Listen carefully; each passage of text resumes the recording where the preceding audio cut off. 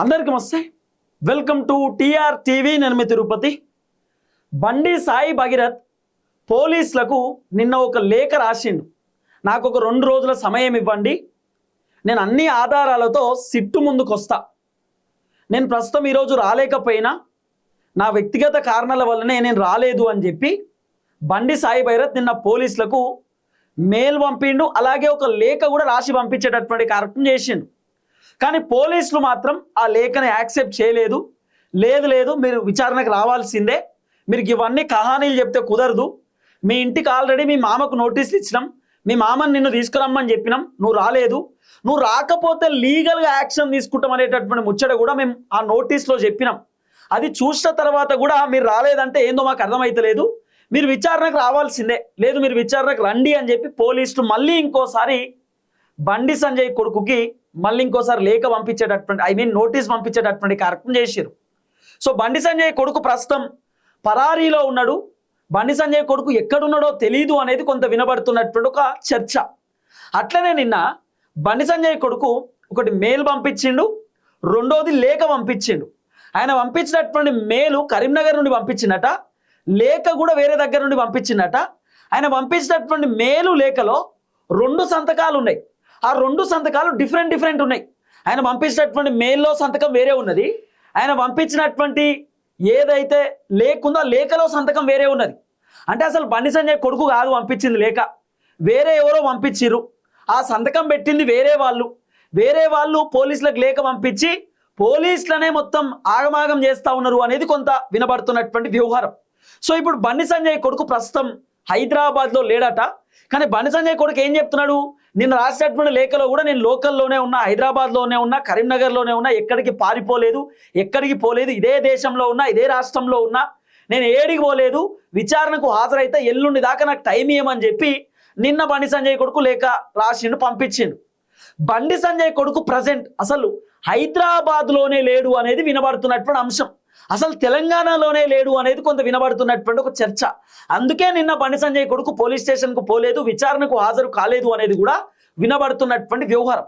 నిన్న బండి సంజయ్ కొడుకు పేట్ Basheerbagh police station కనుక విచారణకు పోతే ఖచ్చితంగా బండి సంజయ్ కొడుకును అరెస్ట్ చేసి ఆ తర్వాత విచారణ చేస్తుండే, ఇన్వెస్టిగేషన్ స్టార్ట్ చేస్తుండే. కాబట్టి అరెస్టు భయంతో బండి సాయి భగీరథ్ నిన్న పోలీస్ స్టేషన్కు పోలేదు అనేది కొంత వినబడుతున్నటువంటి వ్యవహారం. ఈరోజు బండి సాయి భగీరథ్కి సంబంధించినటువంటి మధ్యంతర బెయిల్ పిటిషన్ విచారణ హైకోర్టులో ఉన్నది. సో బెయిల్ కూడా వచ్చేటటువంటి అవకాశం ఉండకపోవచ్చు, అంత ఈజీగా బెయిల్ రాదు ఈ కేసుకు సంబంధించి అనేది కూడా కొంత వినబడుతున్న వ్యవహారం. ఎందుకంటే 17 ఏళ్ళ అమ్మాయిని ఇబ్బంది పెట్టిననేటటువంటి అంశంతో కేసు అయింది కదా. కాబట్టి అంత ఈజీగా బెయిల్ వచ్చేటటువంటి పరిస్థితి కూడా లేదు. ఎందుకంటే అక్కడ సెక్షన్లు కూడా ఆల్టర్ చేసిరు, చాలా కీలకమైనటువంటి సెక్షన్లు పెట్టిరు. ఆ కేసు తీవ్రత మాత్రం ఉంది కాబట్టి సెక్షన్లు కూడా దాదాపు 20 సంవత్సరాలు జైలు శిక్ష పడేటటువంటి సెక్షన్లను కూడా పోలీసులు పెట్టిరు అనేది కొంత వినబడుతున్న వ్యవహారం. అంత ఈజీగా ఈ సెన్సిటివ్ కేసు విషయంలో బెయిల్ వచ్చే పరిస్థితి ఉండదట. కాబట్టి మధ్యంతర బెయిల్ కూడా ఇవ్వకపోవచ్చు. గతంలో ఎప్పుడు కూడా ఇలాంటి కేసులలో బెయిల్ అంత ఈజీగా ఇవ్వలేదు, ఇప్పుడు కూడా అంత ఈజీగా బెయిల్ రాకపోవచ్చు అనేది మాత్రం వినబడుతున్న అంశం. సో బెయిల్ రాకపోవచ్చు. రేపు విచారణకు పోతే బండి సంజయ్ కొడుకు పక్కా బండి సంజయ్ కొడుకుని అరెస్ట్ చేస్తారు. అరెస్ట్ చేసిన తర్వాత ప్రొసీజర్ ఉంటుంది, మరి జైలుకు తీసుకుపోతారో, మెజిస్ట్రేట్ ముందు హాజరుపరుస్తారో, తర్వాత 14 రోజులు రిమాండ్ గిట్ల విధిస్తారో, ఆ తర్వాత ఇన్వెస్టిగేషన్ జరుగుతుంది, విచారణ జరుగుతుంది. నిజంగా బండి సంజయ్ కొడుకు ఆ అమ్మాయిని ఇబ్బంది పెట్టినట్టుగా ప్రూవ్ అయితే ఖచ్చితంగా బండి సంజయ్ కొడుకుకి కఠినమైనటువంటి శిక్షలు పడేటటువంటి అవకాశాలు కూడా ఉండొచ్చు. సో బండి సంజయ్ కొడుకు ప్రస్తుతం తెలంగాణలో లేడట, ఆయన పరారీలో ఉన్నాడు, ప్రస్తుతం ఢిల్లీలో ఉన్నాడు అనేది వినబడుతున్న చర్చ. ఇది నేను చెప్తున్న మాట కాదు, అన్ని మీడియా ఛానల్లో వినబడుతున్నటువంటి అంశం. పెద్ద ఛానల్లో, శాటిలైట్ ఛానళ్లలో చాలామంది రాజకీయ విశ్లేషకులు, సీనియర్ జర్నలిస్టులు కూడా వాళ్ళ ఛానళ్లలో చెప్తున్నటువంటి మాట ఏంటి అంటే బండి సంజయ్ కొడుకు పరారీలో ఉన్నాడు, బండి సంజయ్ వాళ్ళ కొడుకుని ఎక్కడో దాచిపెట్టిండు, బండి సంజయ్ కొడుకు ఢిల్లీలో ఉన్నాడు ప్రస్తుతం అనేది వినబడుతున్న అంశం. ఢిల్లీలో ఉన్నాడు, ఢిల్లీలో ఒక దగ్గర పెట్టిండు, లేకపోతే విదేశాలకు వెళ్ళిపోయిన అనేది కూడా కొంత వినబడుతున్న అంశం. బండి సంజయ్ కొడుకుని దేవులాడడానికి, గాలించడానికి ఇప్పుడు పోలీసులు తిరుగుతూ ఉన్నారు, పట్టుకోవడానికి గాలింపులు జరుగుతూ ఉన్నాయి. ఇప్పుడు బండి సంజయ్ కొడుకుని పట్టుకోవడానికి ఢిల్లీకి ఒక టీం పోయినారట, పోలీస్ టీం, తర్వాత కరీంనగర్లో ఒక టీం ఉన్నారట, హైదరాబాద్లో 3 టీంలు తిరుగుతున్నాయట. ఓవరాల్గా ఒక 5 టీంలు ఇప్పుడు పూర్తి స్థాయిలో బండి సంజయ్ కొడుకుని పట్టుకోవడానికి టీమ్స్ మొత్తం స్ప్లిట్ అయ్యి ఎక్కడికక్కడ తిరుగుతున్నటువంటి పరిస్థితి. ఒక 5 టీంలు ఇప్పుడు బండి సంజయ్ కొడుకు కోసం దేవులాడుతున్నటువంటి పరిస్థితి. బండి సంజయ్ కొడుకు దొరకగానే ఆయనను అరెస్ట్ చేసి ఆ తర్వాత పూర్తి స్థాయిలో విచారణ. ఆ అమ్మాయికి నీకు ఎక్కడ పరిచయం ఏర్పడ్డది, ఆ అమ్మాయిని నిజంగానే నువ్వు ఇబ్బంది పెట్టినవా లేదా, ఆ అమ్మాయి చిన్నపిల్ల అనేటటువంటి సంగతి నీకు తెలుసా తెలియదా, మరి ఆ అమ్మాయి కార్ డ్రైవింగ్ చేస్తుంది, ఆ అమ్మాయికి నువ్వు ఆల్కహాల్ అంటే ఆ అమ్మాయి కూల్ డ్రింక్ తాగుతుంటే కూల్ డ్రింక్ లో ఆల్కహాల్ కలిపి ఆ అమ్మాయిని ఇబ్బంది పెట్టినవాట నిజమా కాదా అని చెప్పి అన్ని అంశాల పైన బండి సంజయ్ కొడుకుని అడుగు తెలుసుకునేటటువంటి కార్యక్రమం చేయవచ్చు పోలీసులు. కాబట్టి మాక్సిమం బండి సంజయ్ కొడుకు తప్పించుకునే ప్రయత్నం చేస్తున్నాడట, తప్పించుకొని తిరిగేటటువంటి కార్యక్రమం చేస్తున్నాడు.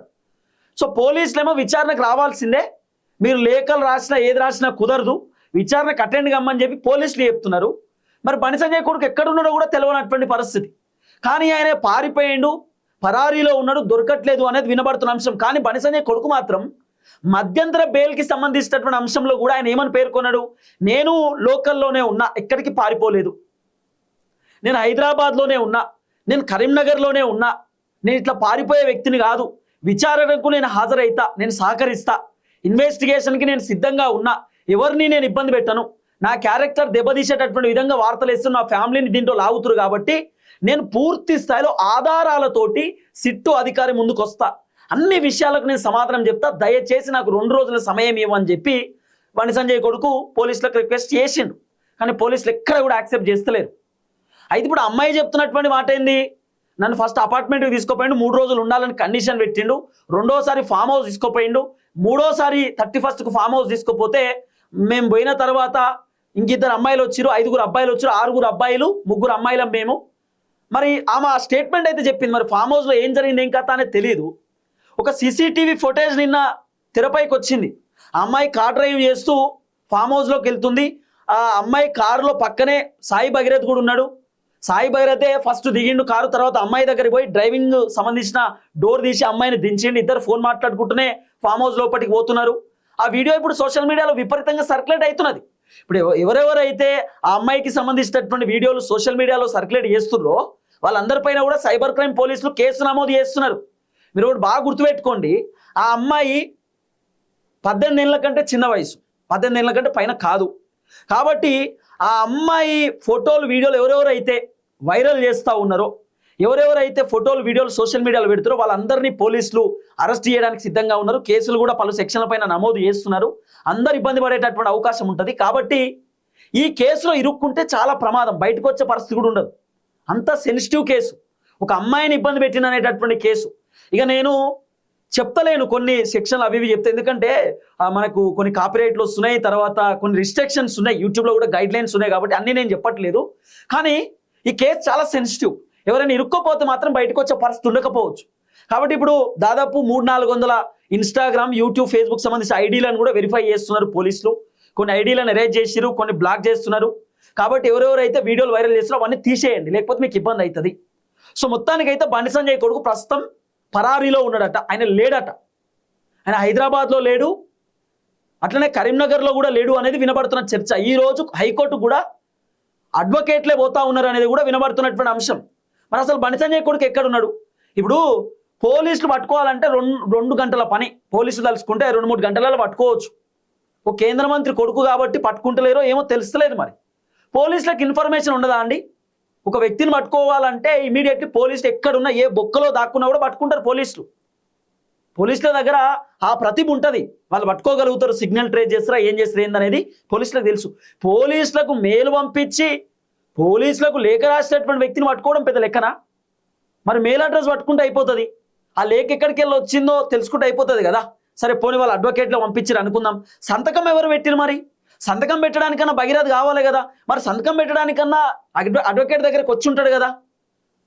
అసలు ఎంత విచిత్రం అంటే, దొరకలేడు, పరారిలో ఉన్నాడు, టీంలు వెతుకుతున్నాయి, 5 టీంలు గాలిస్తున్నాయి, దొరికితే అరెస్ట్ చేస్తామంటున్నారు పోలీసులు. ఎటు పోతాడు? దేశం వదిలిపెట్టేమన్నా పోయిండా? దేశం విడిచిపెట్టిపోయిందా? దేశం విడిచిపెట్టిపోనికి ఛాన్స్ లేదు, కేసు అయింది కాబట్టి పోయే పరిస్థితి లేదు. మరి ఏడబోయి ఉండొచ్చు, ఎటుపోయి ఉండొచ్చు, ఏం జరిగి ఉండొచ్చు, ఇప్పుడు పెద్ద క్వశ్చన్ మార్క్ ఇప్పుడు. కానీ లేడట, దేవులాడుతురు పోలీసులు, గాలిస్తురు, ఏడున్నాడు ఏం కథ అనేది పోలీసులు ఇన్వెస్టిగేషన్ చేస్తున్నారు ఇప్పుడు. ఇంకోటి, ఆ అమ్మాయి క్యారెక్టర్ని దెబ్బతీసేటటువంటి విధంగా బండి సంజయ్ కొడుకుని సపోర్ట్ చేస్తూ వీడియోలు పెడుతున్నారు సోషల్ మీడియాలో. ఆ అమ్మాయి ఏదో మొత్తం ఆల్కహాల్ తాగుతుంది, ఆ అమ్మాయి ఫోటోలు తీసుకుంది, వీడియోలు తీసుకుంది, అమ్మాయి బాయ్ ఫ్రెండ్ 1 2 3 అని ఇట్లా సోషల్ మీడియాలో అమ్మాయిని ఇబ్బంది పెట్టేటటువంటి విధంగా పోస్టులు పెడుతున్నారు. ఇప్పుడు బండి సంజయ్ కొడుకు తప్పు చేసినా తప్పు చేయలేదా అనేది కోర్టు డిసైడ్ చేస్తారు, పోలీసులు డిసైడ్ చేస్తారు, చట్టాలు ఉన్నాయి, న్యాయస్థానం ఉన్నది. మనం ఎవరు డిసైడ్ చేయడానికి?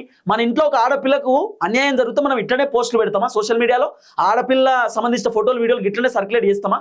మినిమం కామన్ సెన్స్ అని ఉండాలి కదా. ఎవరెవరైతే సోషల్ మీడియాలో ఫోటోలు వీడియోలు పెడుతున్నారో, ఇప్పుడు బండి సంజయ్ కొడుకు ఏదో తప్పు చేసిందని చెప్పి ఎవరు చెప్తలేరు. కానీ అమ్మాయి బాధితురాలు కేసు పెట్టింది, నన్ను ఇబ్బంది పెట్టింది అనేటటువంటి అంశంతో.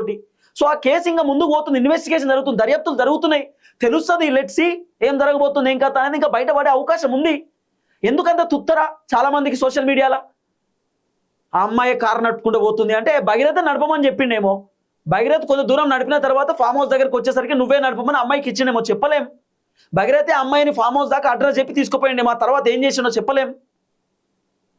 లేకపోతే భగీరథు ఆ అమ్మాయి అసలు వాస్తవానికి ఆ అమ్మాయికి బ్రీజర్ అలవాటు చేసింది కూడా భగీరథ్ వాళ్ళ దోస్తులే అంటున్నారు. అమ్మాయికి తాగడం అలవాటు లేకపోతే వీళ్ళే అలవాటు చేసిరు అనేది కూడా చెప్తున్నారు. అమ్మాయికి సంబంధించిన కొన్ని వీడియోలు కూడా సీక్రెట్గా వీళ్ళే రికార్డ్ చేసిరు. ఆ అమ్మాయి వీడియోలు రికార్డ్ చేసి వీళ్ళు స్నాప్చాట్లో స్నాప్లు పెట్టుకున్నారు, ఈ భగీరథ్ వాళ్ళే అనేది కూడా వినబడుతున్న చర్చ. ఇప్పుడు ఆ అమ్మాయి ఒక రూమ్లో కూర్చునే వీడియో భగీరథ్ ఎట్లా తీస్తాడు? తీసినట్టుగా ఉంది. ఆ అమ్మాయి బ్రీజర్ పట్టుకున్నటువంటి వీడియో వీళ్ళే తీసిరు. ఆ అమ్మాయి ఇట్లా కారులో బ్రీజర్ పట్టుకొని ఉన్నటువంటి వీడియో కూడా వీళ్ళే తీసిరు. అమ్మాయి ఫోటో కూడా వీళ్ళే తీసిరు. ఆ అమ్మాయికి తెలియకుండా వీడియోలు ఫోటోలు వీళ్ళే తీసి వీళ్ళే స్నాప్చాట్లో సర్క్యులేట్ చేసుకుంటారట బండి సంజయ్ కొడుకు వాళ్ళ దోస్తులు. అంటే అమ్మాయికి తెలియకుండా చాలా జరిగింది. అమ్మాయికి తెలియకుండా వీళ్ళు రకరకాలుగా అమ్మాయి ఫోటోలు వీడియోలు అన్నీ కూడా వీళ్ళు రకరకాలుగా తీసిరు. కాబట్టి అమ్మాయి కోపం వచ్చి కేసు పెట్టింది. అమ్మాయికి ఇబ్బంది అనిపించింది, బాధ అనిపించింది, తనను తాను కాపాడాలని అనుకుంది, కేసు పెట్టింది. మరి అమ్మాయా అబ్బాయా తప్పేందనేది తెలుస్తుంది ఇంకా ముందు ముందు. కానీ ఒకటి మాత్రం వాస్తవం, ఇలాంటి కేసులలో ఏంటంటే 18 ఏళ్ళ కింద ఉన్నటువంటి అమ్మాయి, ఆమెకు తెలిసి తప్పు జరిగినా తెలియక తప్పు జరిగినా, ఆమె అంగీకారంతో తప్పు జరిగినా 18 ఏళ్ళ కంటే పైన ఉన్నటువంటి వ్యక్తిదే తప్పట ఈ కేసులో. అది కొంత వినబడుతున్న అంశం. కాబట్టి ఇక మీరు ఎన్ని చేసినా ఏం చేసినా కూడా ఈ కేసు ఎక్కడ దాకా పోవాలో అక్కడ దాకా పోతుందట. ఈరోజు బెయిల్ వచ్చే అవకాశం ఉండకపోవచ్చు అనేది వినబడుతున్న చర్చ. వస్తుందా మనకు తెలియదు, ఉండకపోవచ్చు, బెయిల్ రాకపోవచ్చు అనేది వినబడుతున్న అంశం. చూద్దాం ఏం జరగబోతుందో. మొత్తానికి 5 టీంలు బండి సంజయ్ కొడుకు కోసం దేవులాడుతున్నట, గాలిస్తున్నట.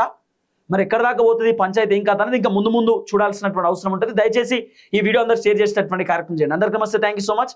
జై తెలంగాణ.